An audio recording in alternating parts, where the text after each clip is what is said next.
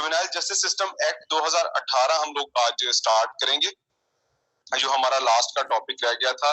इसके साथ हम लोगों ने प्रिजन सिस्टम भी पढ़ना है। बेटा ये मैंने स्लाइड्स ऑलरेडी शेयर कर दी है इसकी जुवेनाइल जस्टिस सिस्टम की। हाँ, प्रिजन सिस्टम की भी मैंने कर दी है आपको। प्रिजन सिस्टम जो है वो पाकिस्तान का, उसका क्या रिकॉर्ड है, किस तरह से आपने अटेम्प्ट करना है, वो मैं आपको सिर्फ बताऊंगा। और साथ बता दूंगा कि प्रिजन सिस्टम जो है वो भी होम डिपार्टमेंट के अंदर आता है, और जिसको हम लोग इंस्टीट्यूशनल करेक्शंस भी कहते हैं।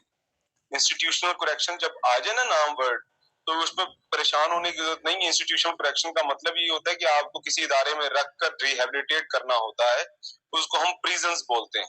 प्रिजन डायरेक्ट वर्ड ही बोला जाता, प्रिजन सिस्टम बोला जाता है या इंस्टीट्यूशनल करेक्शंस बोला जाता है। जुवेनाइल जस्टिस सिस्टम एक्ट 2018 हम लोग इसको स्टडी करते हैं।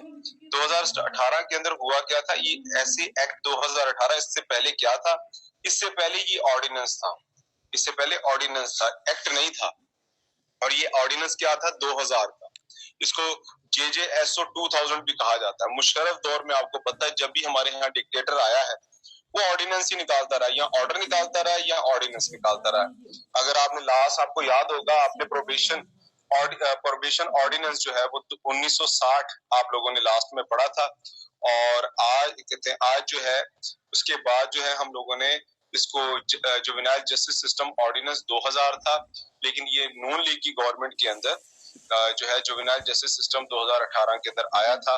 लेकिन इसके अंदर भी बहुत सारे लूज पोल थे, बहुत सारे लूज पोल हैं और बहुत सारे प्रॉब्लम्स हैं। इसमें एक चीज तो आप जहन में रखिएगा कि आपने बच्चे वही काम करना है जो बच्चे के लिए बेनिफिट हो, बेनिफिशियल हो। आपने कोई ऐसा काम नहीं करना जिसमें बच्चा जो है, बच्चे को कहीं ना कहीं सजा, आपने बच्चे को सजा सुनानी नहीं है, बस बच्चे को रिहेबिलिटेट करना है, बस इतना है। डेटरेंस तो है ही नहीं ना, किसी तो और डेटरेंस नहीं है। आपने बच्चे को उसके माँ बाप के हवाले कर देना या प्रोबेशन अफसर के हवाले कर देना। बच्चा ना तो जेल जाएगा, ना उसको फांसी लगेगी, ना उसको कोई पनिशमेंट मिलेगी, बस याद रखिए।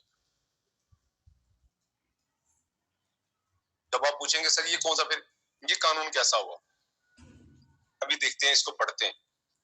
इस कानून के अंदर बच्चा ऐसे ही है जैसे कि मैंने लास्ट में आपसे कहा था कि इमरान खान, कि आपने उसको कुशन देना ही देना है, बस ठीक है। सीधे होकर उल्टे होकर आपने उसको कुशन देना है, तमाम इदारे ने मिलकर, ठीक है। अदलिया ने उसको नहीं, JJSA SO नहीं, SA है 2018। SO का मतलब है ऑर्डिनेंस। हाँ जी, इसके अंदर भी पता है कि इसमें सबसे बड़ा मसला ये है कि आपने बच्चे को कुछ कहना नहीं है, ना हथकड़ी लगानी है, ना आपने उसको फांसी देनी है, ना आपने उसको उम्र कैद की सजा सुनानी है, ना आपने उसको जुर्माना करना है, और ना आप उसका बड़ों के साथ ट्रायल कर सकते हैं। तो आपने उसको कमेटी के सामने पेश कर देना है, और कमेटी जो है वो बच्चे की बेस्ट इंटरेस्ट में जो कुछ होगा उसको फैसला सुना देगी। अगर जरूरी समझेगी तो रिहेबिलिटेशन सेंटर भेज देगी, या उसकी जो वर्सा है उनसे कुछ पैसे लेकर, जिसको रेस्टिट्यूशन बोलते हैं, विक्टिम की फैमिली को दे देंगे, बस इतना काम। अब आप ये देखिए, ये सब आप पूछेंगे सर ये आता क्यों सब, क्योंकि इसके अंदर इतने बड़े गैप्स हैं।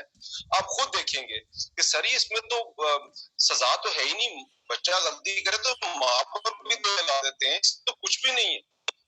और मई 2018 के अंदर प्रेसिडेंट ऑफ पाकिस्तान ने अप्रूव किया था जुवेनाइल जस्टिस सिस्टम एक्ट 2018, जो कि पार्लियामेंट से पास हुआ था। और उसके अंदर भी कहते हैं, क्योंकि इसके अंदर बहुत सारी जो है ना ओवरकम्स जो है ना, जो शॉर्ट कमिंग्स थी, ओवरकम्स जो थे, जुवेनाइल जस्टिस सिस्टम ऑर्डिनेंस 2000 की, वो खत्म किया गया था, उसको बेहतर बनाया गया था ताकि हम बच्चे को री इंटीग्रेट करवा सके। क्या करवा सके? री इंटीग्रेट, ये वर्ड याद रखिएगा, री इंटीग्रेट सोसाइटी के अंदर, उसको एक अच्छा शहरी बना सके, उसको एक उसकी बेहतरी के लिए कुछ कर सके। तो प्रिजन्स का भी और प्रोबेशन और पेरोल का मतलब भी री इंटीग्रेशन के अंदर आता है कि आपने उसको री इंटीग्रेट कराना है सोसाइटी के अंदर। अब इसका ऑब्जेक्टिव क्या था? is to modify the law related to the criminal justice system for juvenile by providing the special focus on the disposal of the case through the diversion। अब मैंने आपसे क्या कहा, कि आपने सबसे पहले क्या करना, बाय प्रोवाइडिंग स्पेशल फोकस उसका ये है कि केस को आपने डिस्पोज कर देना है थ्रू द डाइवर्जन। अब याद करें, मुझे बताएं, सारे मिलकर बताएं कि लास्ट लेक्चर में हम लोगों ने डाइवर्जन के हवाले से पढ़ा था। क्या था डाइवर्जन, बताइएगा मुझे। डाइवर्जन याद है? लास्ट लेक्चर में पेरोल एंड प्रोबेशन में डाइवर्जन ही तो था। हाँ जी, प्रोबेशन देना है आपने। इसमें पेरोल नहीं है। पेरोल उसको दिया जाता है जिसने जेल की हवा चखी हो, जिसने जेल की हवा खाई हो। इसमें तो मिलना ही प्रोबेशन है। केसेस थ्रू द डाइवर्जन और सोशल री integrate of the juvenile offender. अब जुवेनाइल जस्टिस सिस्टम एक्ट के अंदर इसको हम लोग इसके ऊपर बात करते हैं। इसको, इसके अंदर जो ऑफेंस है वो 3 कैटेगरी के हैं। वैसे भी पाकिस्तान पीनल कोड के अंदर भी ऑफेंस 3 कैटेगरी के होते हैं। एक माइनर होते हैं पाकिस्तान पीनल कोड के मुताबिक, जिसकी मैक्सिमम सजा अप टू 3 इयर्स होती है विद और विदाउट फाइन। विद और विदाउट फाइन, ठीक है, विद और विदाउट फाइन, ये याद रखिएगा। Minor crime up to 3 years की सजा, इम्प्रिजमेंट, ठीक है, imprisonment up to 3 years with और विदाउट फाइन। और बच्चा इसके लिए विद और विदाउट श्योरिटी बाउंड डिक्लेयर है कि उसको आपने बेल देनी देनी है। बिलफर्ज आप एक पुलिस ऑफिसर हैं, आपके पास एक बच्चा आता है, उस बच्चे ने जुर्म किया है माइनर, जिसकी सजा 3 साल तक की बनती है। आपने उसको बेल दे देनी है श्योरिटी बाउंड रख के, जिसको आप कहते हैं ना मचल के जमा करवाना, या विदाउट आपने दे देनी, बस चलें शाबाश। उसके बाद मेजर ऑफेंस। मेजर ऑफेंस की जो सजा है वो 3 इयर्स से लेकर 7 इयर्स तक है विद और विदाउट फाइन। श्योरिटी बाउंड का मतलब ये होता है कि बच्चा भागेगा नहीं।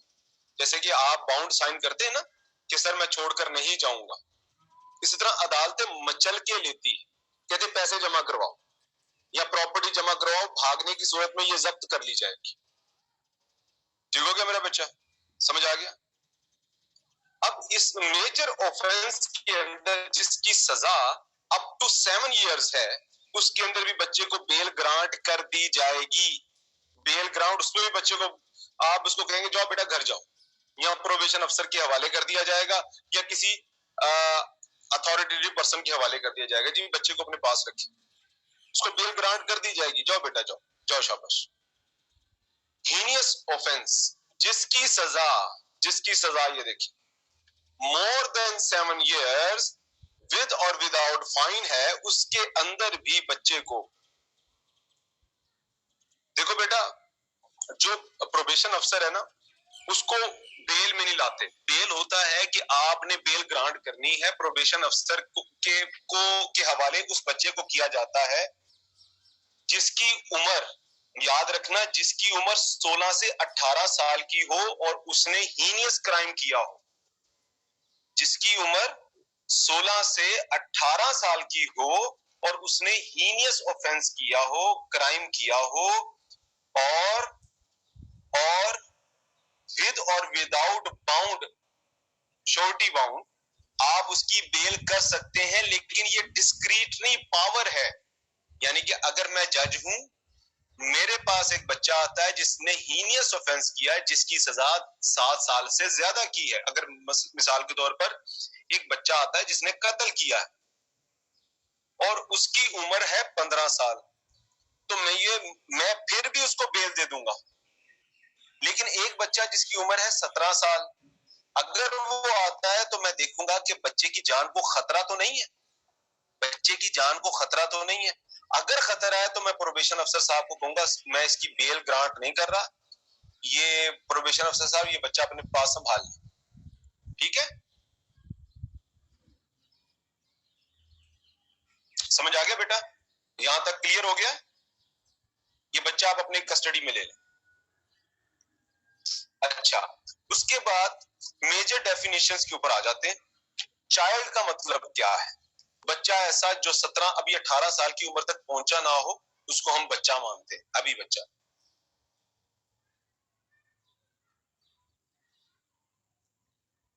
कितना हुस्ने इत्तफाक है, सॉरी मैं चाय पी रहा था साथ, कितना हुस्ने इत्तफाक है, आपकी किताबों में लिखा जाता है कि मोहम्मद बिन कासिम ने 17 साल की उम्र में सिंध फतह कर लिया था।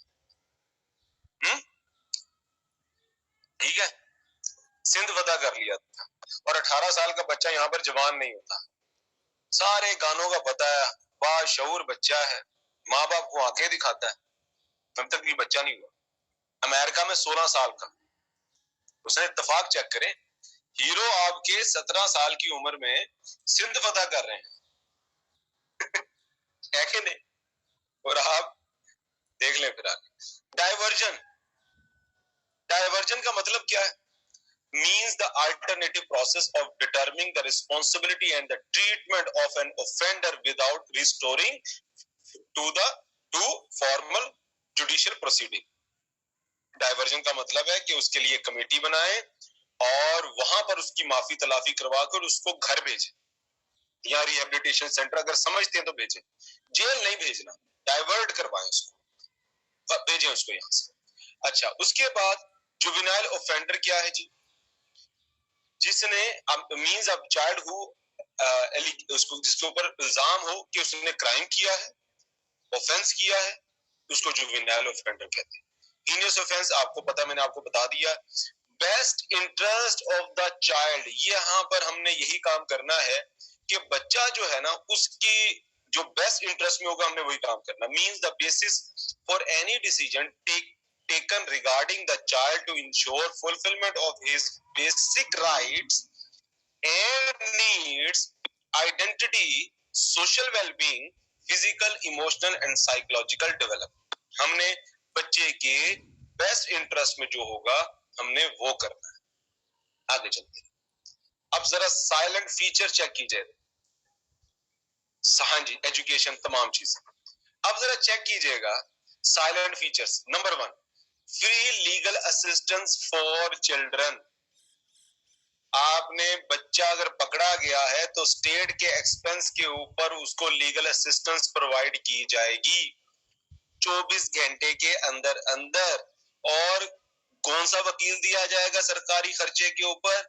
जिसकी एटलीस्ट 7 साल की प्रैक्टिस होगी एट दी बार। कैसा फिर मजा आया ना?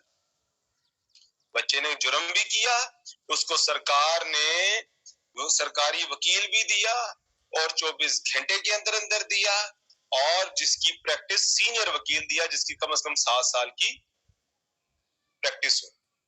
Establishment of the exclusive juvenile code, इस कानून में ये लिखा है कि जितने आपके जुवेनाइल के केसेस हैं उनको एक अलहदा जुवेनाइल की अदालत बनाकर वहां शिफ्ट किया जाए फिल फोर, और सारे के सारे केसेस जो हैं वहां पर सुने जाए। और कोई भी सेशन जज से और एडिशनल सेशन जज से नीचे का या जुडिशियल मजिस्ट्रेट से नीचे का बंदा उसका केस नहीं सुनेगा। ये देखेंगे, no person shall be appointed as a judge of the juvenile court unless he or she is on his has been a session judge or additional session judge or a judicial magistrate। इस तरह के यानी कि फौजदारी मुकदमात देखने वाले जजेस जो जिनको ताकतवर जजेस कहा जाता है लोअर कोर्ट्स के अंदर, वो देखेंगे बच्चे का केस। और तमाम केसेस जो है कि जो पेंडिंग पड़े हुए ट्रायल कोर्ट्स के अंदर उनको क्या किया जाए? ट्रांसफर किया जाए to the juvenile court having the jurisdiction. और तमाम केसेस का फैसला 6 महीने के अंदर अंदर करना है। ये जरा गौर से सुन लीजिएगा, ठीक? अच्छा, अगर कोई केस 6 महीने में डिसाइड नहीं होता, in term of the subsection the juvenile court seek the extension लेनी पड़ेगी। किससे? हाई कोर्ट से, कि सर मेहरबानी करें कुछ unavoidable circumstances की वजह से we could not close this case in time, so grant us some time for the closing of this case। ठीक है, तो ये सारी की सारी फिर आप उनको लेटर वगैरह लिखेंगे कि सर हम लोग कर नहीं सके तो मेहरबानी करें एक्सटेंशन दी जाए। अच्छा, अगर जुवेनाइल भी यानी कि एक जो मुजरिम बच्चा है वो भी हाई कोर्ट को ये लिख सकता है कि सर देखिए 6 महीने हो गए मेरा फैसला नहीं कर रहे, तो मेहरबानी करें इस सेशन अदालत को या जुडिशियल मजिस्ट्रेट को या एडिशनल सेशन जज को कहें कि मेरा केस जो है ना जल्दी खत्म करे, ताकि मैंने आगे स्कूल भी जाना है और भी बड़े काम करने हैं, CSS भी करना है मैंने। ठीक है, तो ये याद रखो। अच्छा, उसके बाद प्रोसेस ऑफ अरेस्ट क्या है? बच्चा अगर थाने में आता है तो सबसे पहले आपको क्या करना पड़ेगा? इंचार्ज पुलिस स्टेशन को सबसे पहले एज सुन एज पॉसिबल जो चीजें करनी है, नंबर 1 गार्डियन को इन्फॉर्म करना है, कंसर्न्ड उस इलाके का जो प्रोबेशन अफसर है उसको इन्फॉर्म करना है कि बच्चे की सारी इंफॉर्मेशन इकट्ठी करके लेके आओ, सुबह इसको अदालत में पेश करना है। क्योंकि आप बच्चे को डिटेन करके थाने में नहीं रखोगे, आप बच्चे को हवाले करोगे उसके माँ बाप के कि सुबह इसको लेकर आना है तुमने, हमने इसको सामने मजिस्ट्रेट्स के सामने पेश करना है, ताकि कमेटी के सामने इसको पेश करके इसका मामला रफा दफा करवाया जाए। No juvenile shall be arrested under any law dealing with, ये देखिए, ठीक, dealing with the preventive detention, कि उसको आप रख नहीं सकते अपने पास, ना, डिटेन तो करना ही नहीं है भाई, बिल्कुल नहीं करना डिटेन।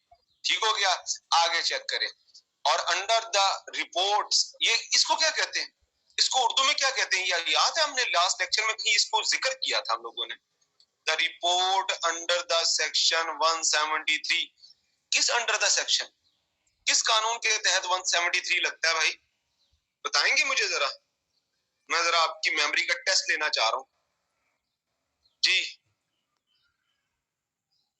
अंडर द सेक्शन बता सकते हैं मुझे जी मेरे बच्चों? ना, अंडर द सेक्शन, सुमैया यार अफसोस की बात है, चलान टू मजिस्ट्रेट, सबा वेरी गुड हो गया। 173 चलान है, और किसके अंडर द सेक्शन होता है? CRPC 1898, 1898। सबा सबसे ज्यादा बोल रही थी कि सर ये कैसे याद करेंगे, तो सबसे पहले सबा ने बोला है, ठीक है, लास्ट लेक्चर के अंदर सबा ने कहा था कि सर कैसे याद करेंगे इतने, तो सबसे पहले सबा ने बोला इसको कहते हैं चलान, देख के बताया है, चलो शुक्र है सच तो बोला, लेकिन इसको कहते हैं चलान, चलान कहते हैं इसको, ठीक है, इसको कहते हैं चलान। लास्ट लेक्चर में मैंने आपको बताया भी था, दो आपके साथ, एक जो है वो हैंडमेड जो वो चार्ट था वो आपके साथ शेयर किया था, दूसरा चार्ट मैंने आपके साथ शेयर किया था जो गवर्नमेंट का है, तो उसमें भी 173 चलान होता है। यानी कि चलान क्या होता है?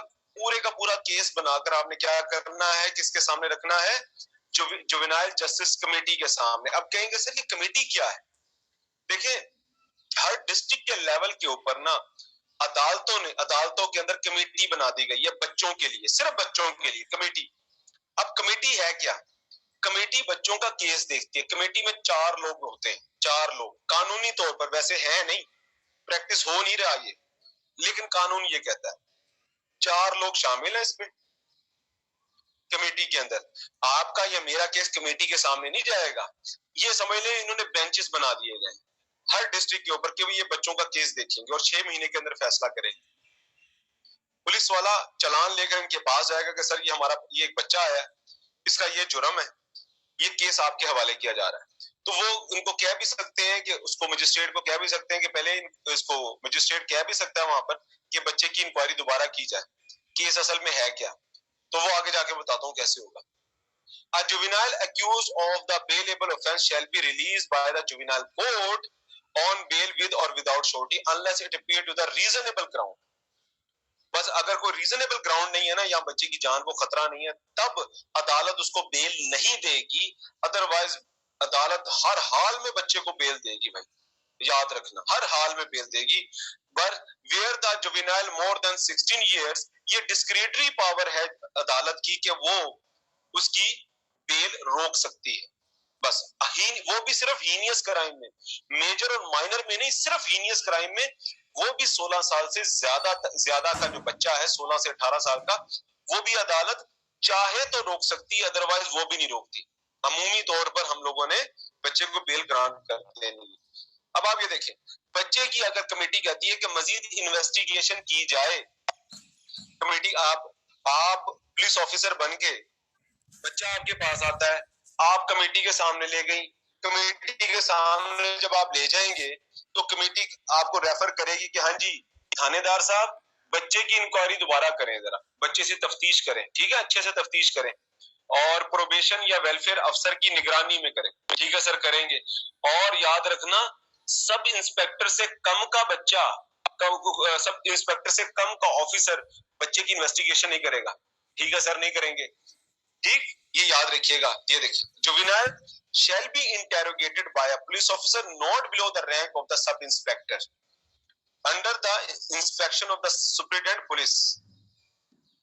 नहीं, इससे कम का नहीं, बच्चे को प्रोटोकॉल देना आपने पूरा, क्योंकि लोअर अमले को इतने कवानीन का पता नहीं होता सबा, ठीक है। सीनियर पुलिस अफसर जो है ना वो हाँ हीरो है ना, फिर hero. Assisted by a probation अफसर एंड सोशल वेलफेयर अफसर, बच्चे को सर आंखों पे बिठाना है। अच्छा, determination of the age by the police. अब पुलिस ने अगर बच्चे की एज का मालूम करना है तो कैसे मालूम करेगा? उसके घर वालों से कागजात मंगवाएगा अगर वो स्कूल जाता है। अगर वो स्कूल नहीं जाता, उसका कोई पे फॉर्म नहीं बना, बर्थ सर्टिफिकेट नहीं है उसका, तो उससे पूछा जाए, उसको डॉक्टर को रेफर किया जाएगा। डॉक्टर उसका मेडिकल ऑफिसर जो है उसकी एक रिपोर्ट तैयार करेगा, उसके बालों को दांतों को देखने के बाद उसकी एज को डिटरमिन करेगा और बताएगा। अब आप कहेंगे सर दांत और बालों से क्या फर्क पड़ता है? और आपने अक्सर देखा होगा, आप लोग बेबी शैम्पू लगाए ना तो आपके सर पे उतनी झाग नहीं बनती, उतना फोम नहीं बनता जितना छोटे बच्चे का बनता है ना, उसका ज्यादा बनता है ना बेबी शैम्पू के ऊपर, आपका नहीं बनता, क्योंकि आपके बाल हो गए रफ एज के साथ साथ, और आपके नाखून जो है ना नेल्स, वो वैसे नहीं है जो एक छोटे बच्चे के होते हैं, सॉफ्ट और बिल्कुल प्लेन। अब उसमें लाइनें पड़ना शुरू हो जाती हैं with the passage of time. तो ये एज का, और दांत भी इसी तरह से होते हैं, बच्चे के दांत क्रिस्टल क्लियर होते हैं और आपकी इस तरह से अब नहीं है। एक तो चाय बीबी के भी तो बर्बाद कर लिए ना हम लोगों ने, तो हमारी एज इन प्रोटीन से पता लगती है, कैल्शियम और प्रोटीन से जो हमारी बॉडी के, उनसे पता लग जाती है कि इनकी एज है क्या। अच्छा, disposal of case through the diversion. फिर हमने क्या करना है? जुवेनाइल कमेटी ने शैल डिस्पोज द केस को खत्म करना है with consent of the person against हुम ऑफेंस वाज कमिटेड। यानी कि एक बच्चे ने अगर मेरे खिलाफ कोई काम किया है, मेरा नुकसान किया है, तो मुझे कमेटी बुलाएगी कि उमैर साहब ये बच्चे ने आपका नुकसान किया है, आप बताएं कि आप किस तरह से सेटिस्फाई होंगे, आपको बदला चाहिए, क्या बदला चाहिए। देखें, एक चीज तो श्योर है, ना हम बच्चे को फांसी दे सकते हैं, ना इसको हम लोग जेल में डाल सकते हैं, ना इसकी पिटाई लगा सकते हैं। बताएं, मैं कहूंगा सर मेरा नुकसान पूरा करवा दे इसके माँ बाप से कह के, कहते चले हम देखते हैं कि कितना नुकसान आपका पूरा हो सकता है, तो बस इतना को हो जाएगा, बस रेस्टिट्यूशन इतनी को हो जाएगी कि उसके माँ बाप मेरे पे तरस खाएंगे तो मेरा नुकसान पूरा कर देंगे, अदरवाइज ठीक हो गया। तो आपके जहन में एक चीज ख्याल आ रहा होगा कि सर इस तरह तो बच्चे डिफरेंट जराइम में इस्तेमाल हो जाएंगे। बिल्कुल होते हैं, ये बिल्कुल होते हैं। गांव देहातों के अंदर वडेरे जागीरदार इन बच्चों का इस्तेमाल करते हैं क्राइम के लिए, ठीक है, बच्चों के लिए, और कहते हैं कि कोई नहीं खैर है। सर अगर माँ बाप वो ना नुकसान पूरा, तो बिल्कुल जारी बात है, फिर तो कहेंगे जी आप बच्चा माफी मांग ले, रिटर्न माफी मांग ले।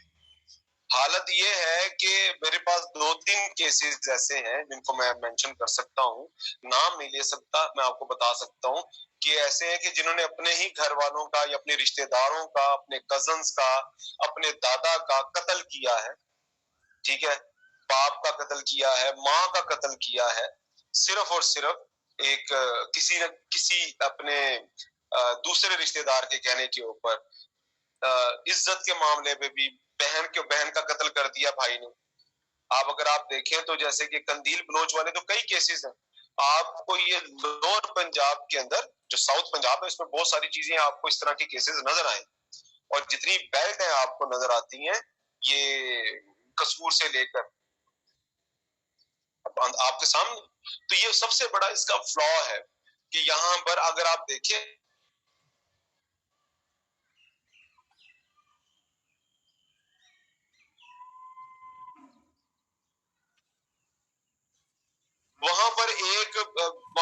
मजिस्ट्रेट ही बैठा है, कमेटी शमेटी कोई नहीं है, वो ही बस अप्रूव करके तो बस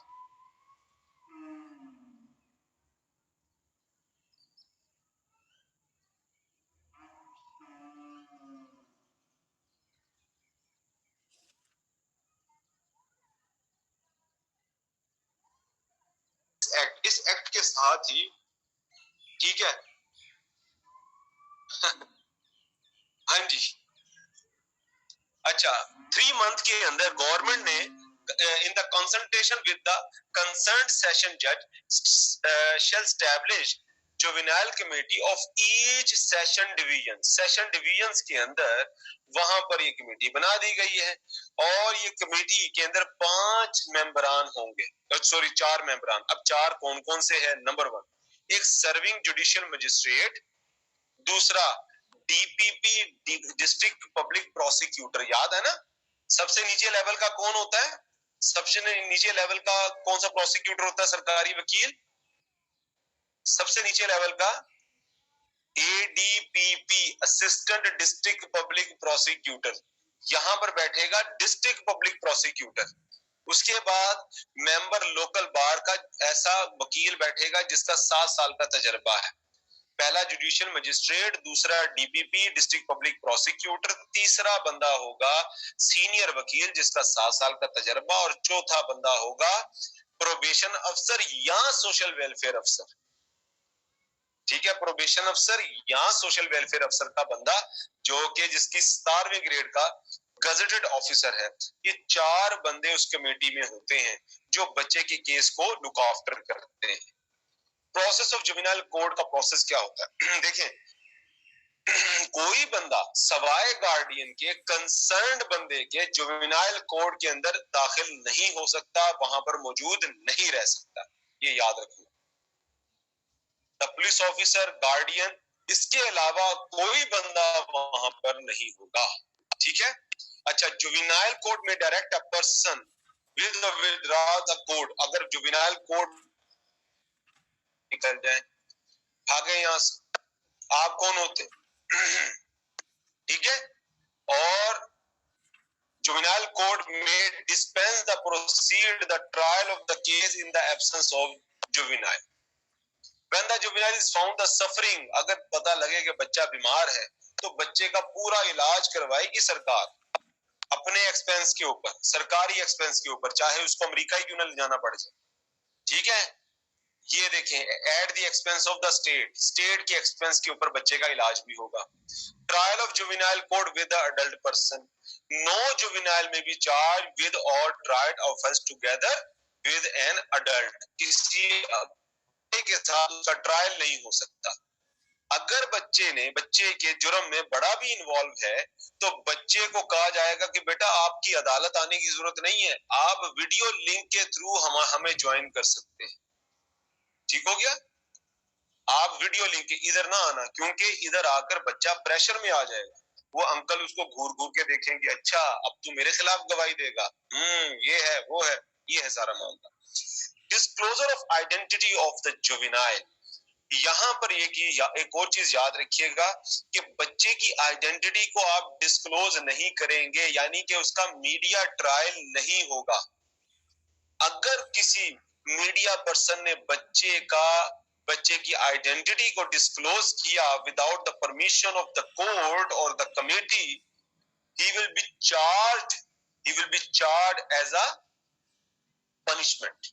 ठीक है, एज अ ऑफेंडर, याद रखना, उसके ऊपर फाइन लगेगा, उसको सजा हो सकती है, क्योंकि बच्चे की इज्जत ऐसे ही है जैसे कि, बट सर मैं पाकिस्तान में कौन से रूल्स,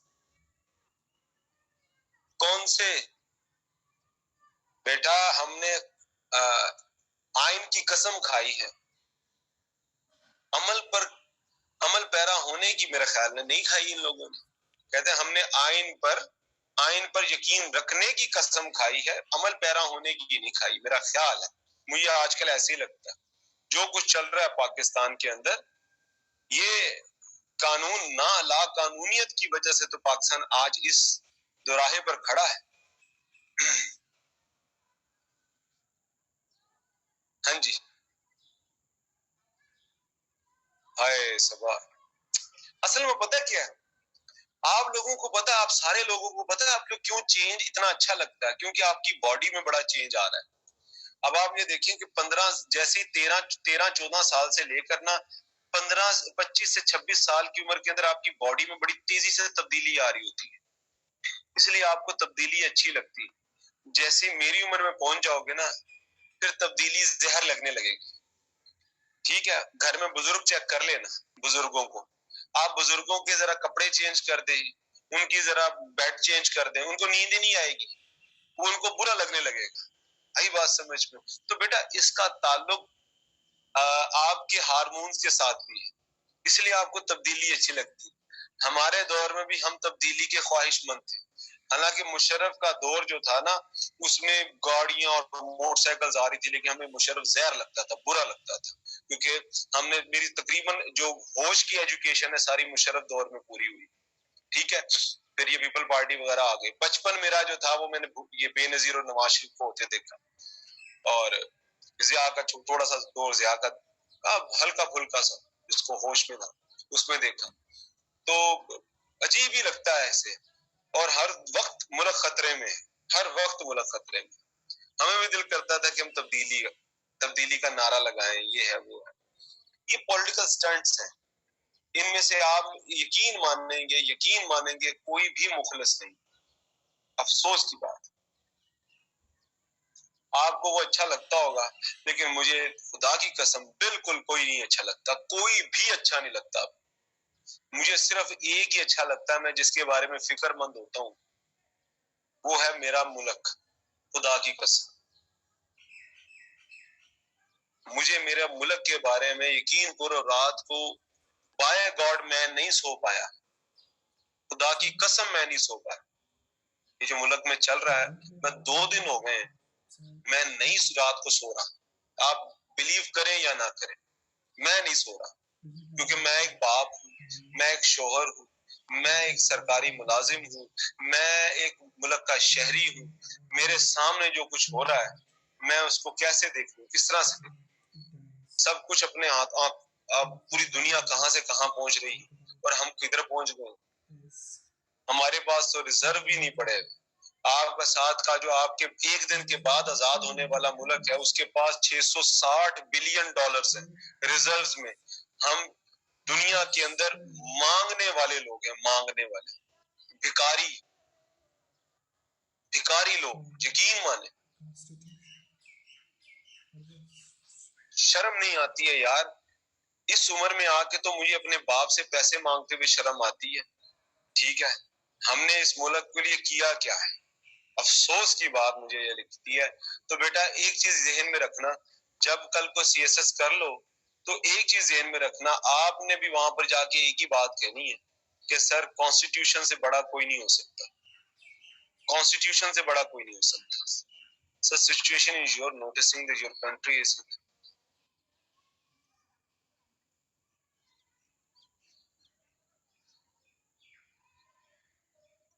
ये मैंने किताब पहले भी बच्चों को रेफर की थी, a man who knew the future of Pakistan, बल्कि उसकी पूरी किताब थी a man who knew the future, ये उसकी पूरी किताब थी। अगर आप देखें तो वो यही कहते थे कि मशरकी बंगाल जो है वो अलहदा हो जाएगा, और जो मुखलिस तरीन लोग हैं वो पाकिस्तान को छोड़ जाएंगे, और मुखलिस साथी पाकिस्तान को छोड़ देंगे। उनका यहाँ से देख लेना वो क्या कहते थे यूसुफ, कि पाकिस्तान बनने के बाद जो है, इंडिया और पाकिस्तान बनने के बाद इंडिया में मुसलमानों की खैर नहीं और पाकिस्तान में इस्लाम की खैर नहीं। और आप ये देख लें आपके सामने, इस्लाम के नाम पर ये मुल्क बना था। हमसे अभी डिसाइड ही नहीं हो रहा कि हमने शिया का इस्लाम नाफिज करना है या सुन्नी का। अगर सुन्नी का करना है तो देवबंद होगा या बरेलवी होगा। और हमारे यहाँ जो मुल्ला है, मुल्ला का मसला ये है कि उसको ताकत चाहिए, इक्तदार चाहिए। और कितनी की खिदमत कर ली आपने इस पाकिस्तान के अंदर इस्लाम की, मुझे आज तक समझ नहीं आई। ये मुल्ला अयूब खान के दौर से इक्तदार में है, इसने इस्लाम की कितने की खिदमत कर ली। और आपके पाकिस्तान बड़ा है या छोटा हुआ, श्रिंक हुआ है, ये मुझे बता दो। ये बड़ा अनफॉर्चुनेट है हमारे लिए, बड़ा अजीब सा लगता है।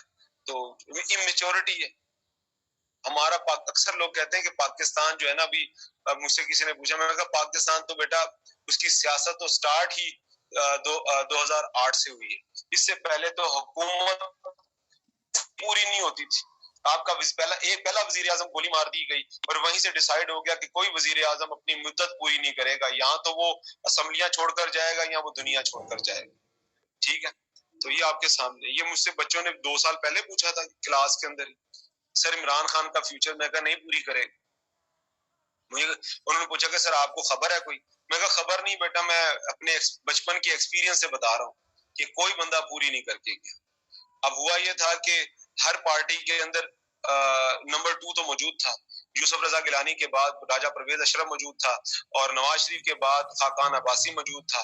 इमरान खान के बाद इमरान खान 2 मौजूद नहीं था, इमरान खान अकेला था, इसलिए उसको जाना पड़ा। अनफॉर्चुनेटली यहाँ पर जमहूरियत है नहीं। ठीक है, ये आपके सामने रिपोर्ट ऑफ द प्रोबेशन अफसर क्या है जी बेटा, इसको हम देख लेते हैं। रिपोर्ट ऑफ द प्रोबेशन अफसर, तो प्रोबेशन अफसर जो है वो SIR बनाएगा, SIR, जिसको सोशल इन्वेस्टिगेशन रिपोर्ट कहते हैं, याद रखना, सोशल इन्वेस्टिगेटिंग रिपोर्ट है। अच्छा, ये बच्चा रिपोर्ट तैयार करेगा उसकी पूरी बैकग्राउंड की और ये कमेटी के सामने रखेगा। ठीक है, कमेटी के सामने रखेगा और उसी की बेस के ऊपर बच्चे के लिए स्टेप्स लिए जाएंगे। रिपोर्ट पूरी तैयार करेगा प्रोबेशन अफसर। अच्छा, ये प्रोबेशन अफसर की जिम्मेदारी है, अगर कमेटी उसको रेफर कर देती है कि बच्चे को किसी रिहेबिलिटेशन सेंटर में जमा करवाया जाए, चाहे वो सरकारी हो या वो गैर सरकारी, गैर सरकारी भी होगा लेकिन उसके पास सरकारी लाइसेंस मौजूद जरूर होगा। अगर कोई प्राइवेट रिहेबिलिटेशन सेंटर होगा तो वहां पर जाके देखना पड़ेगा कि वो बच्चा जो इसके हवाले किया गया है उसको असिस्टेंस पूरी मिल रही है कि नहीं मिल रही। Power of juvenile code in order of for the release. ठीक है, अब होगा ये कि जुवेनाइल कोर्ट में पास एन ऑर्डर, वो एक ऑर्डर पास कर सकती है for release of juvenile offender after the victim और the complainant as the case में बी द पार्डन, कि उसको माफ कर दिया जाए जनाब। अगर तो विक्टिम उसको माफ कर देता है तो उसको बच्चे का केस रिमूव करके खत्म करके कहते हैं डिस्पोज ऑफ कर देता है। अच्छा, फिर उसके बाद क्या होता है जी, provided the juvenile court may refuse to release the juvenile offender, वो जुवेनाइल ऑफेंडर को रिफ्यूज भी कर सकता है if it is the consider that such release is against the public policy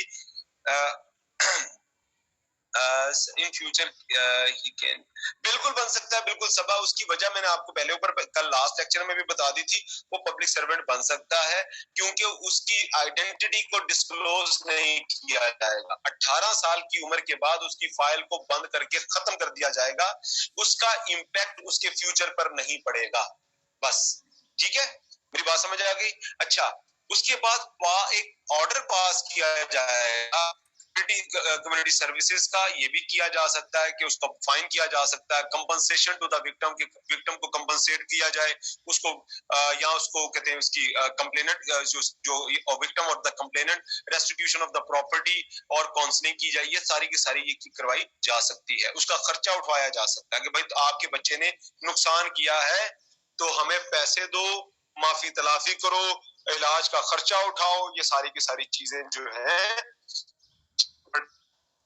जा सकती है।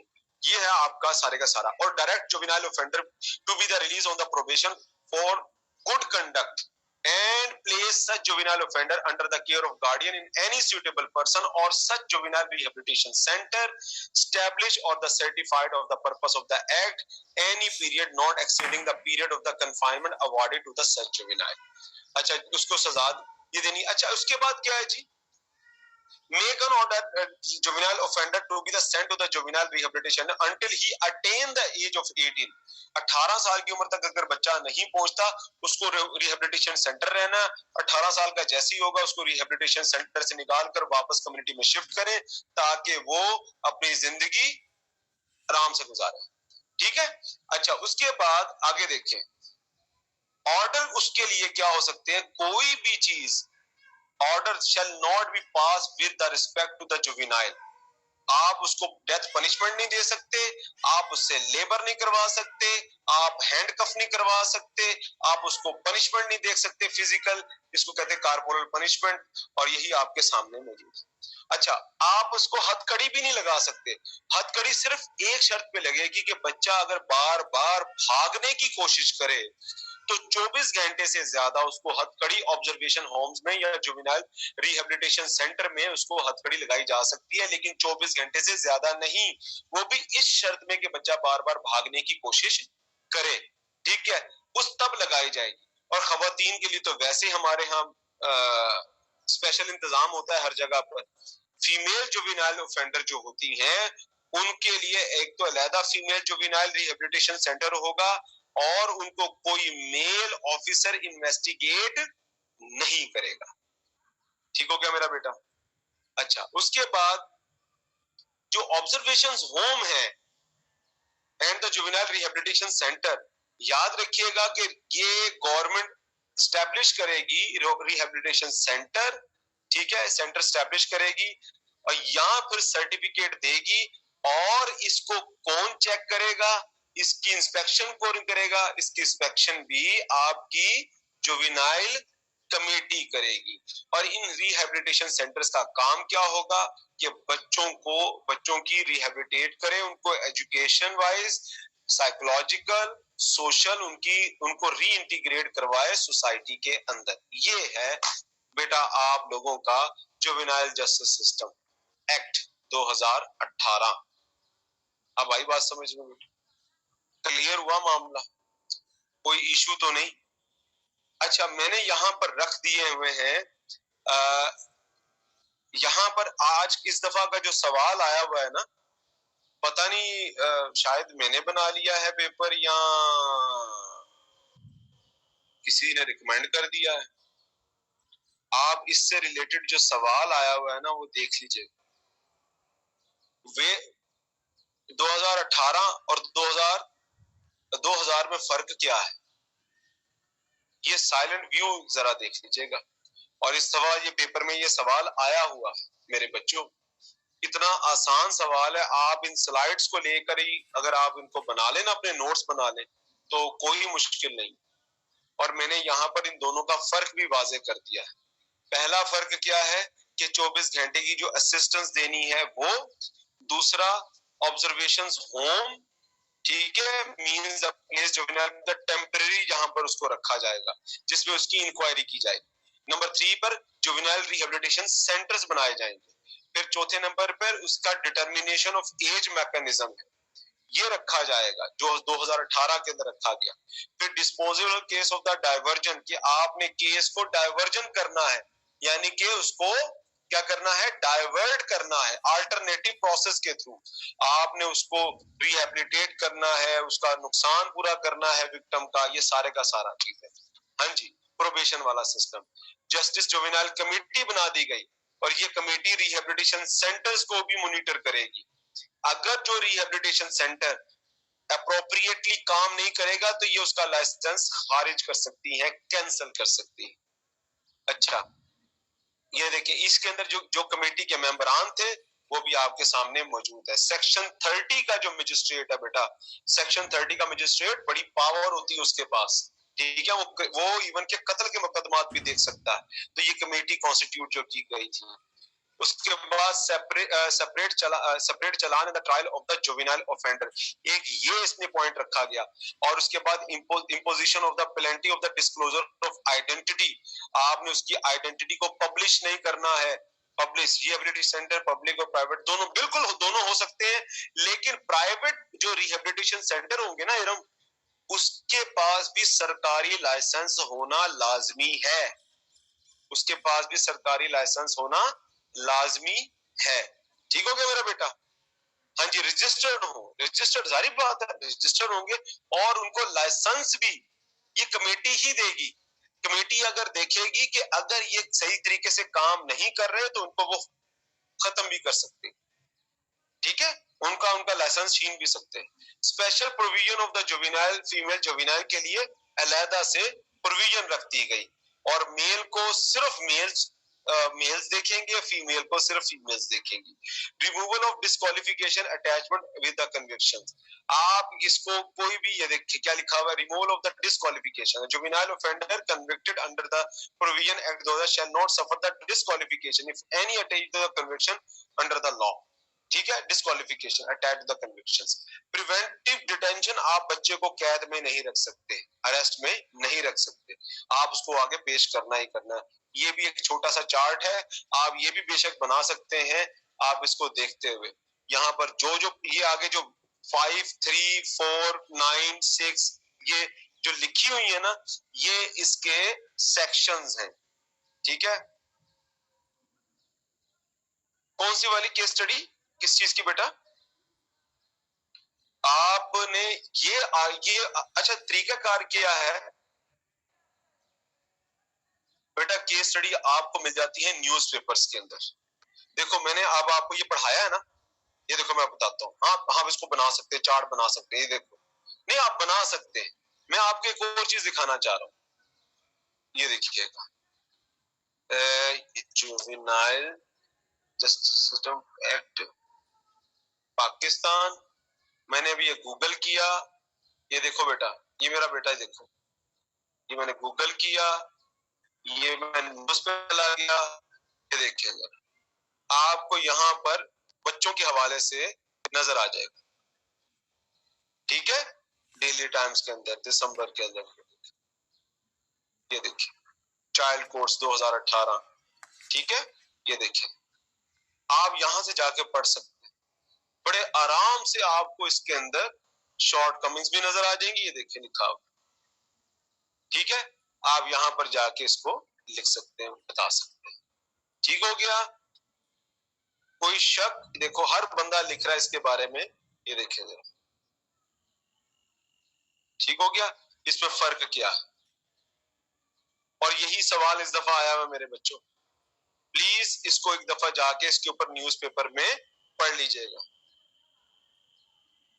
ठीक हो गया, बहुत इंटरेस्टिंग है, बहुत इंटरेस्टिंग है। उसकी वजह यह है कि आपको ये पढ़ने के बाद आप इतने इनरिच जरूर हो जाते हैं कि आप किसी चीज की बेस को समझ सके, किसी चीज की बेस को समझ सके, आपको आपके राइट्स का पता लग जाता है।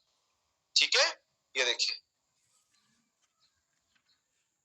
ये आपके सामने, आप इससे रिलेटेड जितने भी आर्टिकल पढ़ लें, ये आपको जो मैंने स्लाइड्स दी हैं आप ये पढ़ लें, उसके बाद ये आर्टिकल्स पढ़ना शुरू कर दें, आपके लिए आसान हो जाए। टॉपिक पढ़े, साथ जाकर न्यूज़पेपर पढ़ लें, आप देखें कि ऐसा जबरदस्त आपका ऐसे की तरह आपका ये सब्जेक्ट तैयार होगा। और आप जब लिखेंगे तो देखने वाला हैरान रह जाएगा कि यार बच्चे ने कितने अच्छे से चीजों को अप्लाई किया हुआ है। ठीक है, अंडरस्टैंडिंग, चीजों की अंडरस्टैंडिंग का नाम ही CSS है, कि आप उसके फंडामेंटल्स और प्रिंसिपल्स को आपका पता हो। पहले आप ये कानून लिखेंगे, फिर उसका पाकिस्तान में जो सिचुएशन है वो आप न्यूज़पेपर से पढ़कर आप उसको लिख देंगे। तो बेटा हर चीज इंटरनेट के ऊपर मौजूद पड़ी है, कहीं जलील होने की, ख्वार होने की जरूरत ही नहीं है। ठीक है मेरा बेटा, तो मैं आपको साथ साथ इसका तरीकाकार भी बताता रहूंगा। अब जरा चलते हैं नेक्स्ट हमारे टॉपिक की तरफ, उसकी तरफ चलते हैं। तो हम लोग इसके ऊपर बात करते हैं कि अपने जाना है इसके ऊपर, रुकिए जरा।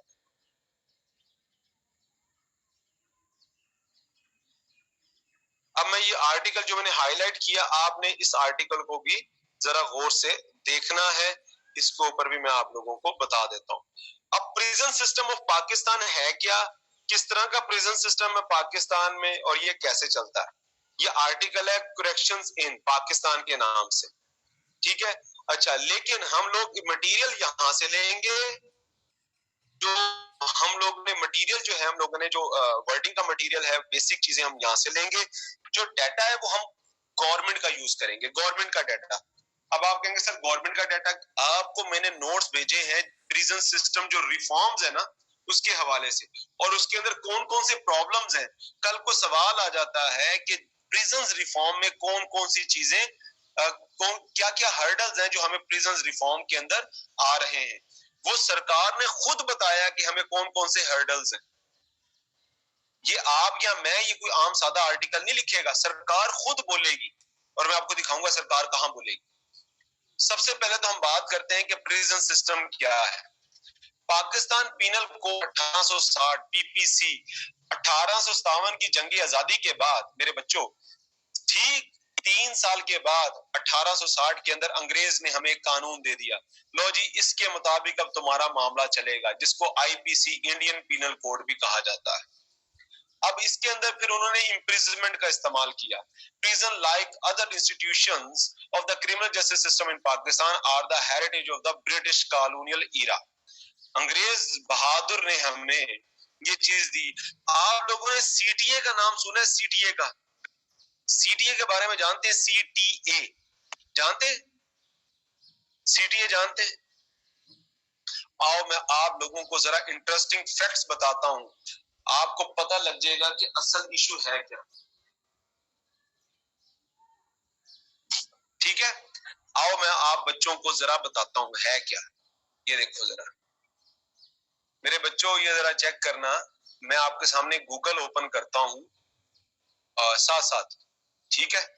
ये देखना CTA 1871, ये देखिए। ओहो, ये देखिए क्रिमिनल ट्राइब एक्ट, नजर आ रहा है? नजर आ रहा है ना बेटा? ये क्या लिखा हुआ है, जरा तमाम लोगों को पता लगे कि इंडिया और पाकिस्तान और हम एक दूसरे की जानों के क्यों दुश्मन हैं, हम एक दूसरे से क्यों नफरत करते हैं, उसकी पहली बुनियाद अंग्रेज ने कैसे डाली। Various pieces of the legislation India during the British rule since the 1870s were the collectively called the Criminal Tribes Act. अब they criminalize entry communities by the categorize them as a habitual criminals. These are the habitual criminals. मैं आपको इसके ऊपर पूरी किताब है जिसके अंदर उन्होंने इंडिया और पाकिस्तान के अंदर जो पुराना इंडिया था, बंगाल भी जिसमें शामिल था, उसमें उसने अंग्रेजों ने लिस्ट कर दिया था कि ये कम्युनिटीज हैबिचुअल क्रिमिनल्स हैं, हैबिचुअल क्रिमिनल्स हैं। इनके ऊपर सरकारी तौर पर उन्होंने फतवा लगा दिया था, जैसे कि समझ लें गद्दारी का फतवा नहीं होता, इन्होंने इनके ऊपर क्रिमिनल का फतवा लगा दिया था। फॉर एग्जाम्पल राजपूतों की कोई किस्में, गुजरों की कोई किस्में, मलक की कोई किस्म, इस तरह के लोगों ने एक दूसरे के ऊपर क्रिमिनल का धब्बा लगा दिया था। मेरी बात समझ आ रही है? समझ आ गई मेरी बात? ठीक हो गया। अच्छा, अब उसके बाद इन लोगों ने क्या किया, अगला प्रोसेस क्या है, ये देखें 1871। अब मैं आपको बताता हूं,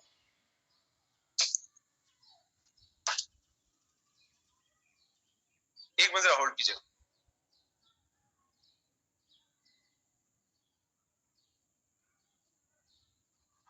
ये देखिएगा नेशनल, एक मिनट है,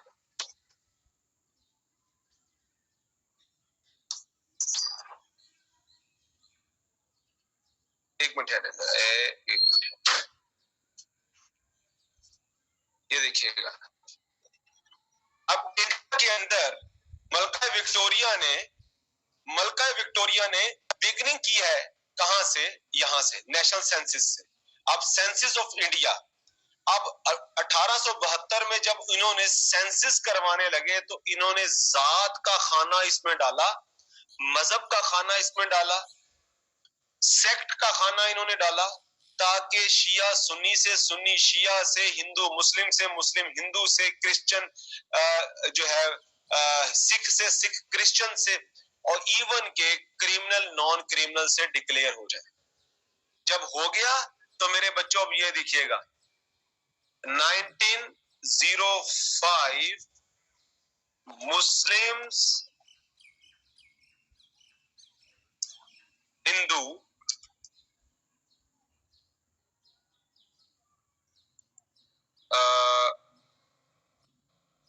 आप उसको क्या क्या कह सकते हैं इसको,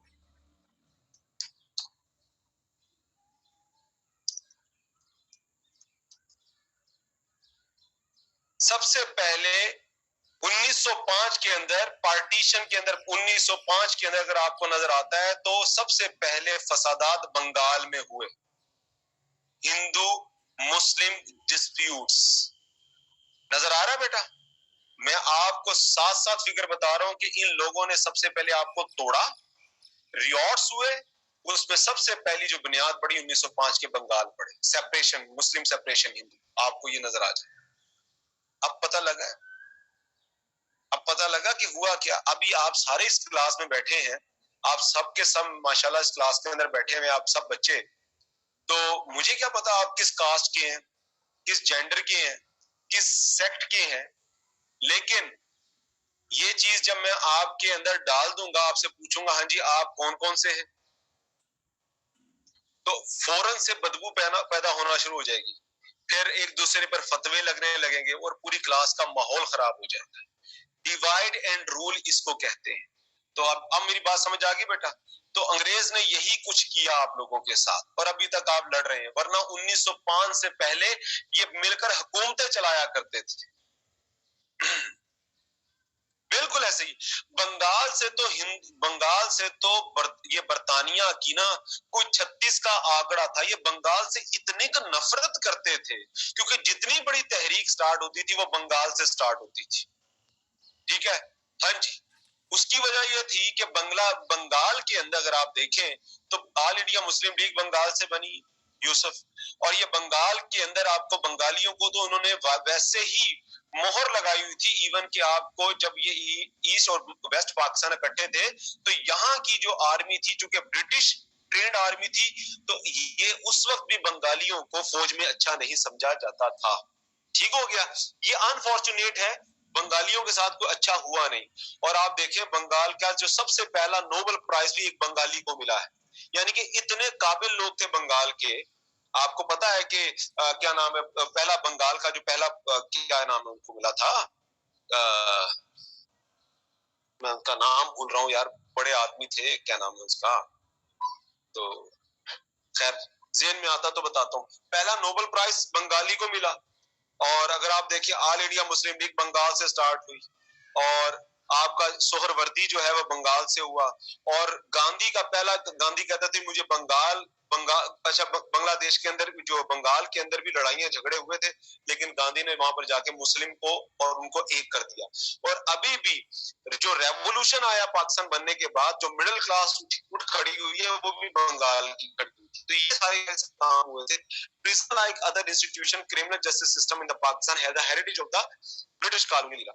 गवर्नर जनरल इंडिया पास किया था, उसने 1894 का एक्ट मंजूर किया था, जिसके अंदर उसने इन्फोर्स किया था ऑन द जुलाई 1994 के अंदर, जिसके अंदर उसके 12 चैप्टर बनाए थे इस पूरे प्रिजन सिस्टम से रिलेटेड। देखिए ना, प्रिजन लॉ बनाया था, ओल्ड प्रिजन रिलेटेड लॉज जो बनाए थे 1894 में उसने ये एक्ट मंजूर किया था मेरे बच्चों, जिसमें 12 चैप्टर थे और 62 सेक्शन थे इसके। Defining the rules of the maintenance prisons offenders, ये तमाम इसकी चीजें शामिल थी, जिसमें राइट्स थी, ऑब्लिगेशंस थी, प्रिजनर्स की इसका डिसिप्लिन था, उसकी वर्क असाइनमेंट्स थी कि मुजरिमों को क्या करना है, कन्विक्टेड इनमेट्स के लिए डिफरेंट था और पनिशमेंट वालों के लिए डिफरेंट था। अच्छा, उसके बाद प्रिजनर एक्ट आया था, covering the issues such as, क्या क्या चीजों को किया था, रिमूवल ऑफ द प्रिजनर्स, के उनको प्रिजनर से कैसे निकाला जाए, from one to the another, एक जगह से मुंतकिल दूसरी जगह कैसे किया जाए, डिस्चार्ज ऑफ द प्रिजनर्स क्या है, इसका अटेंडेंस इन द कोर्ट कैसे लेके आया जाए, एम्प्लॉयमेंट ऑफ द प्रिजनर्स, ये तमाम चीजें इसमें शामिल थी। और फिर पंजाब पोस्टल एक्ट आया 1926 के अंदर, और इसके अंदर it contain 36 sections with the discussion of the detention, training, reformation, prisoners under the age of 21। फिर उसके बाद देखिए 1932 के अंदर जेल मैनुअल आया, और करते करते ये आगे बढ़ता रहा। खैर जब पाकिस्तान आजाद हुआ, पाकिस्तान प्रिजन रूल आपको 1878 में मिलता है, जो कंप्रीहेंसिव स्टैच्यू है, that comprise the 50 chapters, 12 chapter से स्टार्ट हुए थे, आपने आज 50 चैप्टर बना लिए हैं, और जिसमें 62 सेक्शन से आपने 1250 उसके रूल्स बना रखे हैं। और guide daily operation the management of the Pakistan prisons कैसे चलेगा, और इसके हवाले से आपने मजीद जो काम किए वो रेगुलेशंस हैं 1818 confinement of the state prisoners, Pakistan penal code, reformatory school act 1897, criminal proceeding code जिसको मैंने आपको इन्वेस्टिगेशन का भी बताया था 1898 के अंदर, Sindh child act 1955, Borstal school 1955, probation offender 1960 और juvenile justice system ordinance 2000, mental health ordinance 2001, juvenile justice system act 2018, ये सब इसके अंदर शामिल है। अब जरा हम इसकी कैटेगराइजेशंस की बात करते हैं प्रिजनर्स की। सबसे पहले होते हैं सेंटेंस अवॉर्डेड प्रिजनर्स। प्रिजनर्स की कैटेगरी होती है, जो मुजरिम होते हैं ना उनकी कैटेगराइजेशन होती है। एक दो किस्म के मुजरिम होते हैं बेटा, लड़कियों को शायद इस चीज का अंदाजा ना हो, लड़कों को पता होगा। Sir kindly to explain the ABC category of the, आगे चल के बताता हूँ यूसुफ, बताता हूँ, जरा 2 मिनट रुकिएगा। मुझे पता है आजकल आप सारे सियासी हुए पड़े हैं, मुझे पता था आपकी तरफ से ये सवाल जरूर आएगा कि ए कैटेगरी किसके लिए होती है और बी और सी किसके लिए होती है, वो आगे आपका इसके पास जवाब आपको देता हूँ। अच्छा, इसमें 2 किस्म के मुजरिम होते हैं। आपने अक्सर सुना होगा कि यार अभी तक मेरा अदालत में केस नहीं लगा और मुझे जेल हुई। जो जुडिशियल रिमांड के लोग होते हैं, जिनको हम लोग कहते हैं अंडर ट्रायल प्रिजनर्स, ये वो लोग होते हैं जिनका अभी केस अदालत में चल रहा होता है, वो भी जेल में होते हैं। वो किसके मेहमान होते हैं? आपने देखा होगा पिछले दिनों शाहरुख खान के बेटे को पहले जिस्मानी रिमांड में दिया गया, फिर अगली पेशी के अंदर वो जिस्मानी रिमांड से अदालत ने उसको जेल मुंतकिल कर दिया। ये याद आया? जुडिशियल और फिजिकल रिमांड में, हाँ जी बिल्कुल आता है, बिल्कुल ऐसे ही आता है। इरम आपको पता होगा कि मैंने लास्ट लेक्चर में आपसे कहा था कि जो 2 किस्म की, बल्कि इसको 3 रिमांड होते हैं। पहला रिमांड होता है फिजिकल रिमांड, पुलिस उसको थाने में ले जाती है। जुडिशियल रिमांड के अंदर जज साहब जो है उसको जेल भेज देते हैं, जिसको कहते हैं अंडर ट्रायल प्रिजनर बन जाता है। समझ आ गया? तीसरा होता है आपका कौन सा remand? Transit remand. Transit remand, transit remand क्या होता है? आपने एक मुजरिम पकड़ा है सिंध से, आपने उसको पंजाब लेकर आना है, जहां पर रात 24 घंटे पूरे होंगे मुजरिम के, आपने वहां की अदालत से उस बंदे का रिमांड लेना है। आपने बताना है कि जनाब मैं आपके इलाके से ये बंदा लेकर जा रहा हूं। जैसे आप ट्रांजिट फ्लाइट पकड़ते हैं ना, ट्रांजिट फ्लाइट, आपने लंदन जाना है, आप दुबई के रास्ते लंदन जाएंगे, समझ आ गया? तो इसी तरह से दुबई जैसे उतरेंगे ना और वहां से फिर एक नया जहाज पकड़ेंगे, इसको ट्रांजिट फ्लाइट कहते हैं। समझ आ गया? या आप वहां पर जो पैसेंजर्स वगैरह पकड़े, इसको ट्रांजिट, इसी तरह इसको ट्रांजिट रिमांड भी कहा जाता है। अच्छा, कन्विक्टेड प्रिजनर्स वो होते हैं जिनकी सजा अदालत ने सुना दी होती है। अंडर ट्रायल प्रिजनर्स वो होते हैं जिनका अभी केस चल रहा होता है, या अभी जिनका बेचारों का केस लगा ही नहीं होता, ये वहां पर सड़ रहे होते हैं। ये जहन में रखना। अभी मैं आपको बताऊंगा कि पंजाब में कितने जेलों में कितने कैदी हैं और बेचारे कौन से लोग ज्यादा हैं जो सड़ रहे होंगे। अंदाजा लगाएं कौन से ज्यादा कैदी होंगे, बताएं जरा कौन से कैदी ज्यादा होंगे, अंडर ट्रायल या कन्विक्टेड, जिनका भी मुकदमा चल रहा है, या अंडर ट्रायल। खुदा की कसम अंडर ट्रायल लोग मर रहे हैं वहां पर, अदालतें फैसले नहीं सुनाती, सो मोटो एक्शंस इधर उधर के ले लेती हैं, लेकिन बेचारे जो कई सालों से सड़ रहे हैं, गल रहे हैं, उनके नहीं। ये देख लो, अंदाजा लगा ले कि ये लोगों का क्या हाल है। अब जहां पर इंसाफ ही नहीं है किसी किस्म का। अच्छा, फिर नेचर ऑफ सेंटेंस। अब नेचर ऑफ सेंटेंस से क्या मुराद है? नेचर ऑफ सेंटेंस से क्या मुराद? नंबर 1, सिंपल इम्प्रिजमेंट होती है, जिसमें आपको कोई काम नहीं करना पड़ता, आप आराम करें, आराम। हाँ, आप अगर अपनी मर्जी से चाहें तो लेबर कर सकते हैं, अदरवाइज नहीं।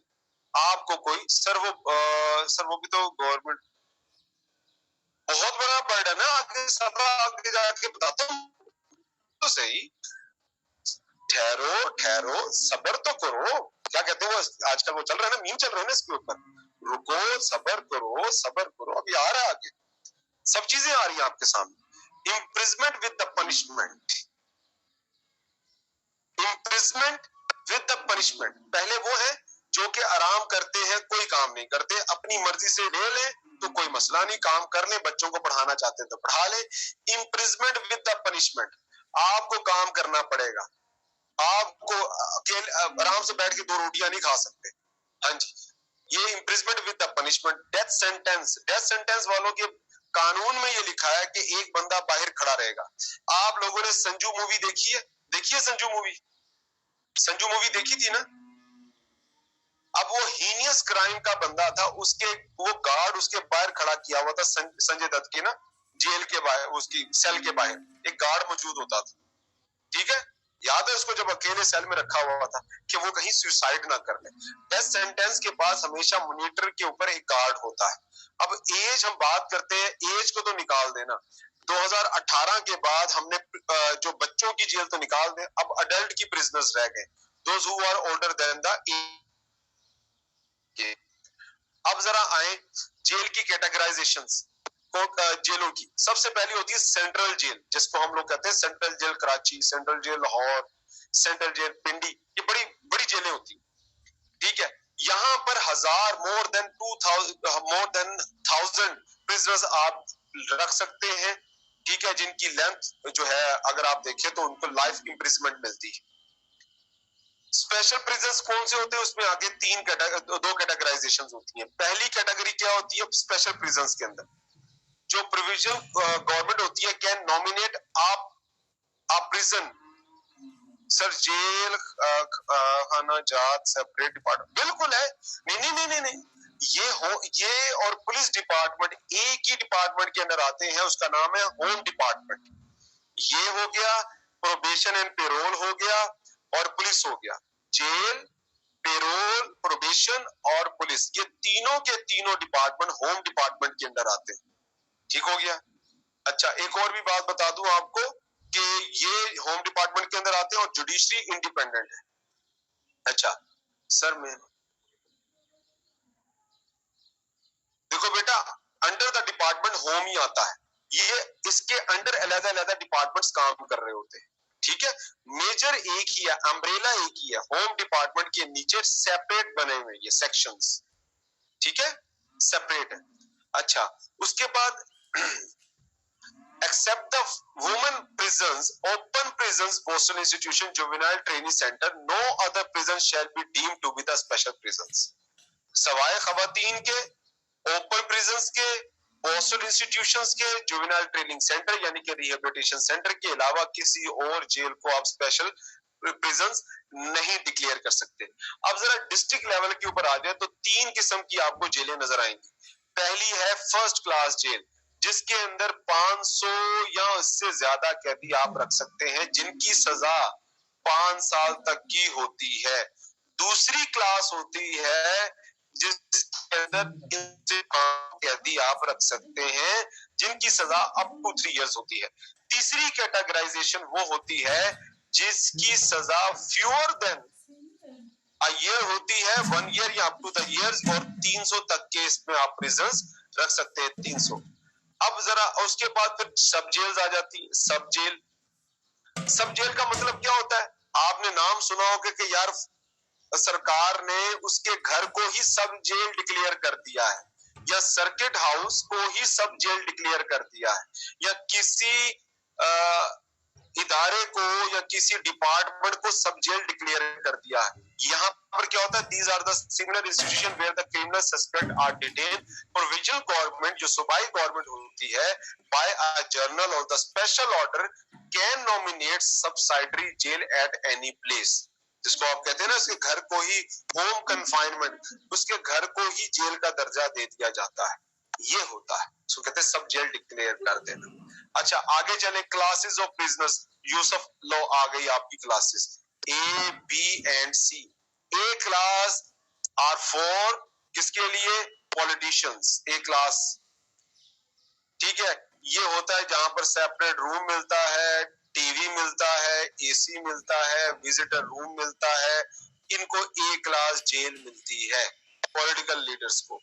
बी क्लास होती है स्पेशल किस्म के लोगों के लिए, स्पेशल किस्म के स्टेटस के लोगों के लिए, जैसे कि हाफिज सईद जैसे लोगों के लिए, या किसी ब्यूरोक्रेट के लिए अगर वो जेल चला जाए तो। सी क्लास जो होती है वो होती है आम पाकिस्तानी के लिए, जिसका फर्श टूटा होता है, छत लीक हो रही होती है, पुअर सैनिटेशन का निजाम होता है, ओवर क्राउडिंग होती है, ये उसकी सी कैटेगरी ए बी एंड सी। अच्छा, अब हुआ क्या है जी, इसको इम्प्रूव करने के लिए सर मिडिल क्लास फैमिली के एजुकेटेड पर्सन की कैटेगरी में देखो बेटा, एजुकेटेड हो या अनएजुकेटेड, आपका स्टेटस मैटर करता है। हाँ ये जरूर है कि थाने में अगर आप ग्रेजुएट है तो आपके लिए कुर्सी पेश की जाएगी और सीनियर सिटीजन की, ठीक है कि जी इज्जत माफ, कि आप बैठे जी तशरीफ रखिए, लेकिन असल में आपका स्टेटस क्या है, सी ही मिलेगा, ठीक है सी। अब आगे चलते हैं जी, जेल रिफॉर्म 1997 से ये बातें चल रही हैं कि जेल रिफॉर्म, और इनजस्टिस तो बहुत कुछ है, कहाँ बैठे हो, इनजस्टिस तो अब मजाक लगता है। To improve the prisons environment, Pakistan established the Law and the Justice Commission. Pakistan recommended the following objective functions: the modernized prisons. अब मॉडर्नाइजेशन के अंदर, अच्छा अब आप पूछे सर प्रिजन्स का वर्ड नहीं इस्तेमाल होता, क्या वजह है? अगर आप इंटरनेशनल लेवल पर देखें और बुक के अंदर भी प्रिजन्स का वर्ड इस्तेमाल नहीं होता, प्रिजन के वर्ड को ही डीलेबलाइज कर दिया है, अब उसकी जगह इस्तेमाल होता है rehab centre, rehab centre, rehabilitation centre. All over the world, first world country के अंदर इसको प्रिजन्स कहा ही नहीं जाता, इस पर रिहैबिलिटेशन का दर्जा दे दिया गया, इसीलिए हम भी इसको इंस्टीट्यूशनल करेक्शंस कहा जाता है। जैसे कम्युनिटी करेक्शंस पढ़ा था ना, इसको कहा जाता है इंस्टीट्यूशनल करेक्शंस। अब यहाँ पर रिफॉर्म्स के अंदर क्या क्या चीजें शामिल थी, अब मैं आपको नए रिफॉर्म्स भी बताऊंगा थोड़ी सी अमेंडमेंट के साथ। कस्टडी, केयर, कंट्रोल, करेक्शंस और क्योर।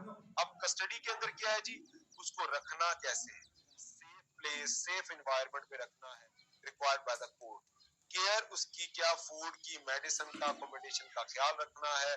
कंट्रोल, उसके डिसिप्लिन का ख्याल रखना है। करेक्शंस, उसको एजुकेशनल वोकेशनल ट्रेनिंग देनी है, मोरल एथिकल ट्रेनिंग देनी है। क्योर, उसकी साइकोलॉजिकल फिजिकल उसको क्योर करना है, रिहेबिलिटेट करना है इनमेट्स को, और उसको इस काबिल बनाना है, कम्युनिटी से मुराद ये है कि उसकी सोशलाइजेशन करनी है, उसको इस काबिल बनाना है कि जब वो वापस माशरे में जाएगा तो वो एक अच्छा इंसान बने। आपने अक्सर टीवी पे देखा होगा, पब्लिसिटी के लिए कमिश्नर साहब, डीसी साहब जेल का दौरा करते हैं और जेल सुप्रिंटेंडेंट जो है उनको बुलाता है कि जनाब सर आए मेरी जेल का दौरा करें, या किसी मिनिस्टर साहब को बुलाता है कि जनाब देखिए मैंने अपनी जेल के अंदर ये कैदियों के लिए मैंने जो है वो कहते हैं इंटरटेनमेंट का, रिहैबिलिटेशन का इंतजाम करके रखा, ठीक है। तो हमने जी उनसे सिलाई कढ़ाई करवा रहे हैं, हैंडीक्राफ्ट बनवा रहे हैं, जिनसे उनको वापस अपनी जिंदगी में जाने का मौका मिलेगा और अपने आप को सुधारने का मौका मिलेगा। ये स्टैटिस्टिक्स मैं आप लोगों के साथ आगे जाकर शेयर करता हूँ, ठीक है, अभी टोटल नहीं, आगे जाके शेयर करता हूँ, ठीक है, आगे जाके शेयर करता हूँ वो सरकारी डॉक्यूमेंट्स में। अच्छा, फीमेल सर जेल में बिल्कुल कर सकते हैं, क्यों नहीं कर सकते, बहुत बड़े बड़े लोगों ने अर्न किया है। आप अपना काम वहां पर, क्यों जाने का इरादा है ना बेटा, ना प्लीज बेटा, अभी तो आपकी उम्र ही नहीं है बेटा, नहीं अभी नहीं जाना है ना मेरा बेटा, हाँ अभी नहीं। हाँ, तो होगा ये कि बहुत बड़े बड़े लोगों ने वहां पर अपनी प्रूफ रीडिंग करके पैसे कमाए, किताबें लिख लिख कर पैसे कमाए, ठीक है, तो आप कमा सकते हैं, कोई ऐसा मसला नहीं, आप अपने घर वालों का खर्चा ही चला सकते हैं। जैसे कि एक बंदा जेल में बैठा हो, कहता है कि यार मुझे वो फलानी जगह पहुंचा दे, आप जाके उसके राइट है, वो अंदर बैठ के किताब लिख सकता है, किताब पढ़ सकता है, अगर वो पढ़ा लिखा है ये उसका राइट है, उसको अखबार पढ़ना चाहिए, अखबार पढ़ने को मिलेगा, वो मांग सकता है, ठीक है, आगे बात समझ में। और अगर आप अच्छे काम कर रहे हैं तो आपको ये सारे यार, एक और भी चीज मैं आपको बताऊं, संजय दत्त ने खुद बोला था, यार ये तो मैं इसलिए आपसे बात कर रहा हूँ ताकि आपको एक लाइव एग्जांपल मिल जाए। संजय दत्त भी खुद कहता है कि जब मैंने वहां पर हाथ से कुछ बनाने के बाद वो पैसे इकट्ठे किए थे, तो वापस आके वो जो कहते हैं राखी के दिन अपनी बहनों को तोहफा दिया था उससे, ठीक है, याद है ना, वो आके उसका इंटरव्यू लगा था कि जब मैं जेल से वापस आया था तो अंदर बैठ के मैंने कुछ काम किया था, पैसे कमाए थे, तो मैंने ये सारा काम किया था। पाकिस्तान में बहुत बड़े शायर बैठे हैं, आपने मूवी नहीं देखी जरूर देखिए, ये बायोग्राफी जरूर देखा करो। बड़े लोगों की जितनी भी बायोग्राफीज है ना, वो सुनने को बड़ा कुछ मिलता है, मोटिवेशंस मिलती है। मैं तो शुरू से बचपन से सुनता होता था, मैं फिल्म देखी ना देखो, किसी बंदे की बायोग्राफी जरूर पढ़ता हूँ। जैसे कि मुझे मैं एक और बड़े आदमी का जो है ना बायोग्राफी पढ़ा था, तो कहते हैं उसके अंदर वो कहता है कि किसी इंसान की पहचान करनी है ना, उसकी दो चीजें चेक करो, एक उसका मुलाजिम कितना पुराना है और उसकी एक दोस्ती कितनी पुरानी है। अगर किसी बंदे की पहचान करनी, ठीक है, तो आपको पता लग जाएगा।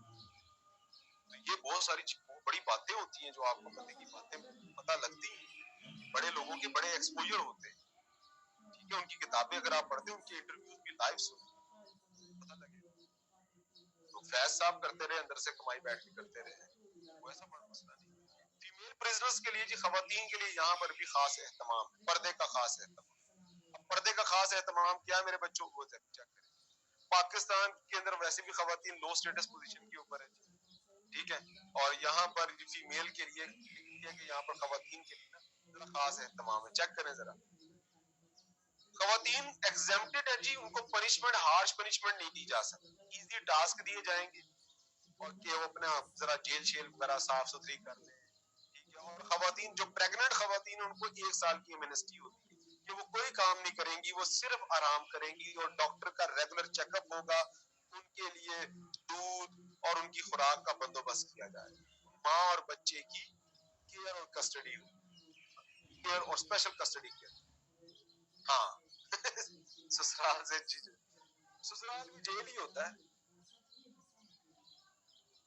हाँ, ये सब पेपर्स में है, लिखा हुआ है, खवातीन को आपने एमनेस्टी देनी है भाई, देना है ना, लाजमी देना है। खवातीन के लिए खास एहतमाम, मर्द तो एलियन है।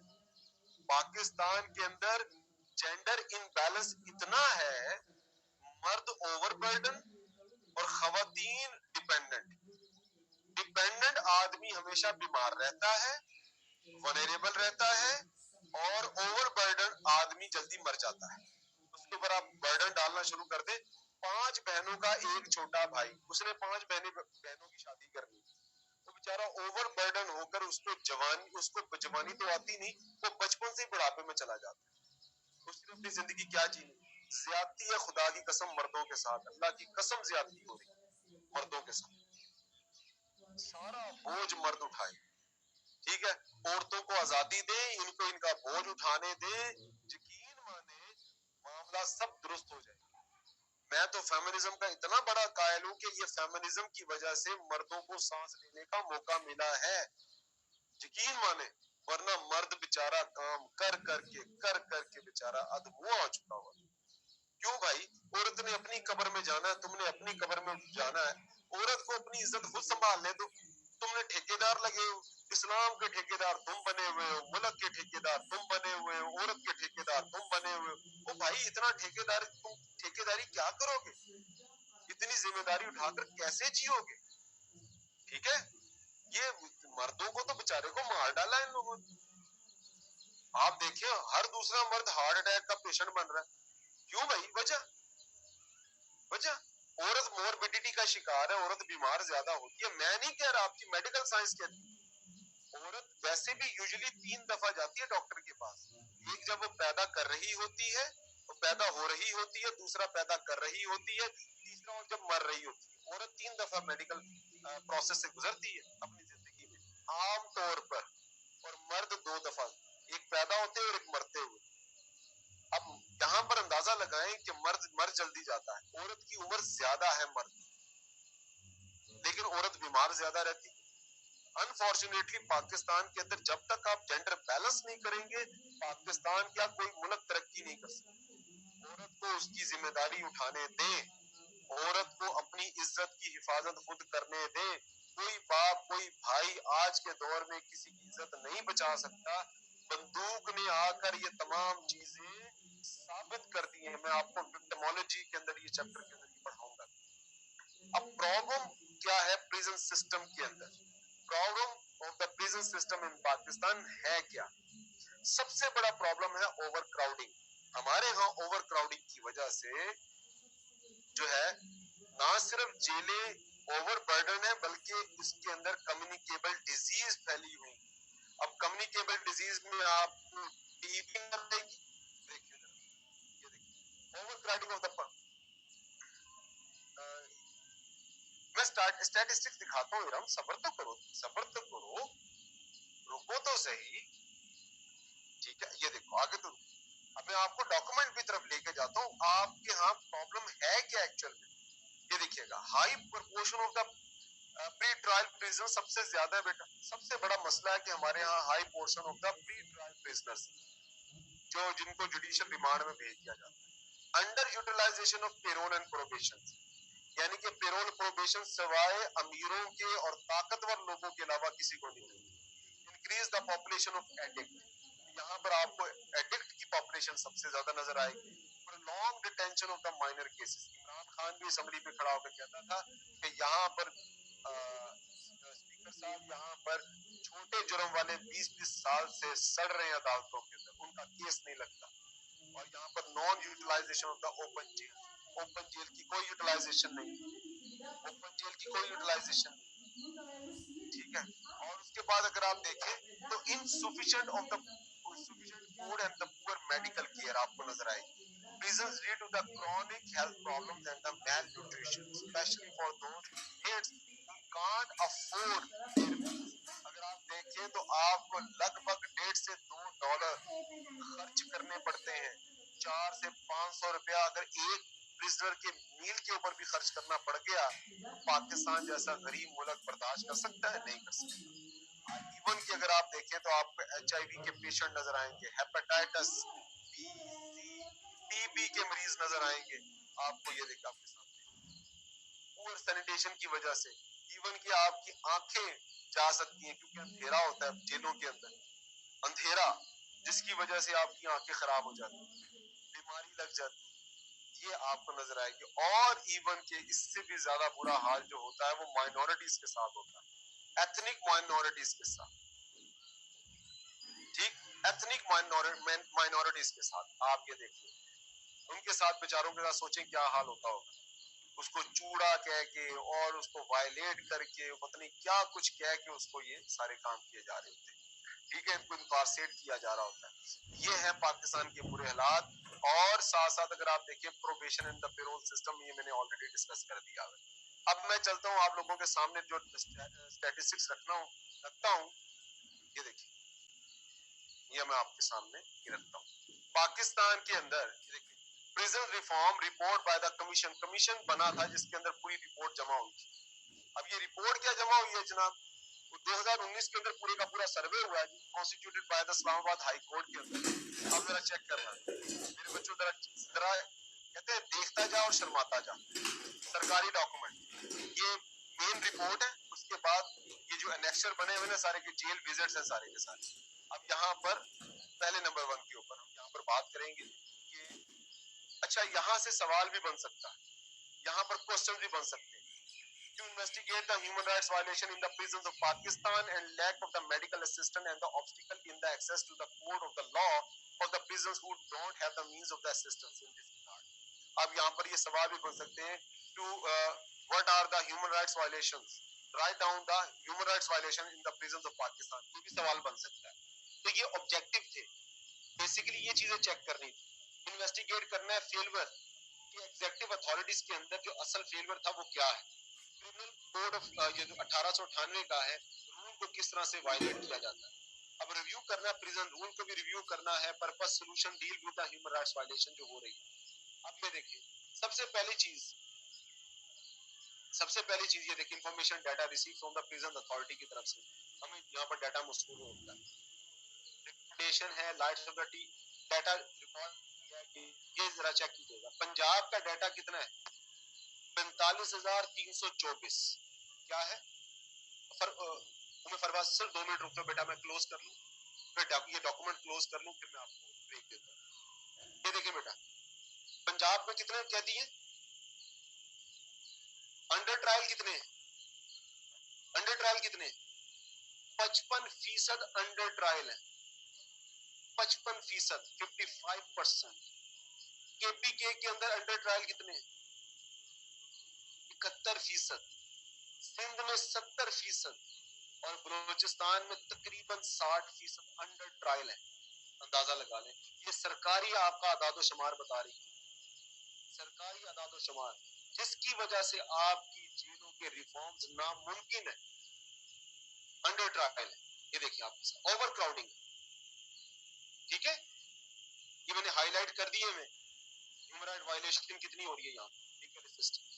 आगे चले, अब जरा पेशेंट चेक करें मेरे बच्चों। हेपेटाइटिस के आपको पंजाब में पेशेंट कितने नजर आएंगे? 1047, फीमेल उसमें 34, HIV 255, उसमें फीमेल 2, TB पंजाब के अंदर 87 है, फीमेल कोई, मेंटल डिजीज 290, फीमेल उसमें 8, अदर सिकनेस चेक कर ले 1400 और फीमेल उसमें ये।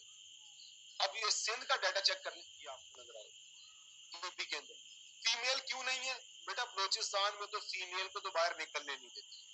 फीमेल ने जुर्म क्या करना? जिसके पास अथॉरिटी होती है ना, जुर्म वही कर सकता है। खातून के पास तो इतनी हैसियत भी नहीं है, हमारे यहाँ जैसे किसी कादियानी या किसी हिंदू के अंदर इतनी हैसियत नहीं है कि वो यहाँ पर कोई क्राइम करके तो दिखाए, हम उसको बताएंगे, ठीक है ना, क्योंकि क्राइम करने का हक भी यहाँ के सिर्फ मुसलमान को, किसी गैर मुस्लिम को है ही नहीं। यहाँ तो फिर फीमेल जो है, चूंकि वो हमारी इज्जत है, और फीमेल इंस्टिगेट तो कर सकती है क्राइम के लिए, लेकिन क्राइम कर नहीं सकती। इंस्टिगेट से मुराद ये है कि भैया मुझे लड़कों ने छेड़ा है, भाई गया बंदूक निकाल कर जाके उनको गोली मार दी, बहन के पीछे भाई जो है वो जेल चला गया, शोहर जेल चला गया, बाप जेल चला गया, बॉयफ्रेंड जेल चला गया। मेरी बात समझ आ गई? तो इस वजह से सिंध, केपी के और बलूचिस्तान में ये रेशो कम। पंजाब चूंकि मॉडर्न हो गया है तमाम सूबों से, वहां पर फीमेल इंपावर हो चुकी हुई है, जिसकी वजह से फीमेल भी आपको बिजनेस में नजर आएगी। समझ आ गया मेरा बेटा कि नहीं आया? ठीक है। अच्छा, यहाँ पर फिर मेडिकल स्टाफ भी इसके यहाँ मौजूद नहीं है, ये देखिएगा मैं आपको बताता हूँ इसके लिए। Lack of medical equipment, ambulance वगैरह, पूरा स्टाफ मौजूद पड़ा है, ठीक है। ये आपके सामने section strength of the medical officer, male 64 है, फीमेल 23। वेकेंट स्ट्रेंथ कितनी है जी? 36 मेडिकल ऑफिसर की वेकेंट स्ट्रेंथ पड़ी है और 9 फीमेल्स की पड़ी है। Section strength of the dentist in all the province, अब ये देखें 0 कोई भी, ये आपके सामने dentist. Coordinate with the health department करना है जनाब, हमने हेल्थ डिपार्टमेंट से कोऑर्डिनेट किया हम लोगों ने कि जनाब हमें ये सारे काम करने, वहां पर भी आपको दिक्कत पेश आ रही है, ठीक है, ताकि हम लोग इंक्रीज करें coordination with the health department to require ordinate to improve the condition of the sick prisoners. As per data received, all 4 departments, there were about 800 prisoners who were admitted in the drugs rehabilitation program, structure and institution is the essential to ensure the welfare of the sick prisoners. To carry out the review, the prisons rules है, gaps in the prisons rule, इसको highlight कर सकते हैं, gap in the implementation। ये बेटा यही सवाल है कि पाकिस्तान की corrections के अंदर आपको सारी की सारी चीजें जो हैं, पाकिस्तान के अंदर क्या वजूहात हैं कि पाकिस्तान के अंदर प्रिजन सिस्टम बेकार है या सही काम नहीं कर रहा, तो gap in the prison rules आप लिख सकते हैं, गैप इन द इम्प्लीमेंटेशन लिख सकते हैं, और यहाँ पर ये देखिए purpose regarding the solution to deal with the human rights violations, आप ये लिख सकते हैं। Train prison staff, training of the immediate fulfilling the vacant post of the medical equipment, ये सरकारी डाटा आपको बता रहे हैं, ठीक है। बाकी आपको करने की जरूरत नहीं है, बस ऊपर वाला कर लीजिएगा, it would be enough for you, ठीक है, इन दिस रिगार्ड। समझ आ गया मेरा बेटा? तो बस यहाँ तक, इसके नीचे करने की जरूरत नहीं, इसके नीचे सारे विजिट्स हैं, ये रिपोर्ट है, ये रिपोर्ट आप छोटी सी रिपोर्ट जो है ना, ये 5-7 पेजेस की रिपोर्ट जो है ये आपको, ठीक हो गया। तो इंशाल्लाह नेक्स्ट अब ब्रेक के बाद वापस आए तो हम लोग अगला चैप्टर स्टार्ट करते हैं जिसका नाम है टाइपोलॉजीज ऑफ क्राइम। तो उसमें मैं आप लोगों के साथ टाइपोलॉजीज ऑफ क्राइम में आप लोगों के साथ शेयर करता हूं, जिसमें हम लोग वायलेंट क्राइम को पढ़ेंगे और व्हाइट कॉलर क्राइम्स को पढ़ेंगे, जो कि बहुत इंपॉर्टेंट है आपके पेपर पॉइंट ऑफ व्यू से, जिसमें मनी लॉन्ड्रिंग भी आएगा, जिसमें मर्डर आएगा, जिसमें हम लोग रेप की बात करेंगे, ठीक है, जिसमें हम लोग कारपोरेट और ऑर्गेनाइज्ड क्राइम की बात करेंगे, ठीक है। वापस आइएगा उसके बाद।